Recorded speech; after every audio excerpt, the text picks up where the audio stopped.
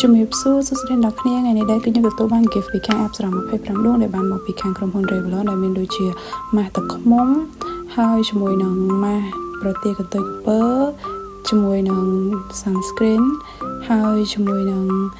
សេរ៉ូមហើយមួយទៀតហ្នឹងគឺជាមួយនឹងតែខ្ញីទឹកឃ្មុំអត្ថប្រយោជន៍របស់ product នីមួយៗមានដូចជាម៉ាស់ទឹកឃ្មុំជួយផ្ចិតរញើសនិងធ្វើឲ្យស្បែកភ្លឺថ្លានិងរលោងមានសំណើមម៉ាស់ប្រទាលកន្ទុយក្រពើជួយប្រោះសំណើមយ៉ាងជ្រៅទៅដល់ស្រទាប់ស្បែកហើយជួយកាត់បន្ថយការរលាកនិងការរលមុខគ្រីមលាបមុខ Care Recipe 2 in 1ជួយដល់ការផ្ដោតសំណើមនៅលើផ្ទៃមុខនិងជួយឲ្យស្បែកមុខក្មេងជាងវ័យធ្វើឲ្យស្បែកទន់រលោងជាងមុនហើយជួយផ្ដោតសំណើមដល់ស្បែកបានយ៉ាងល្អ Sunscreen ដែលជាផលិតផលដែលមានរូបមន្តគោលពីប្រទេសកូរ៉េ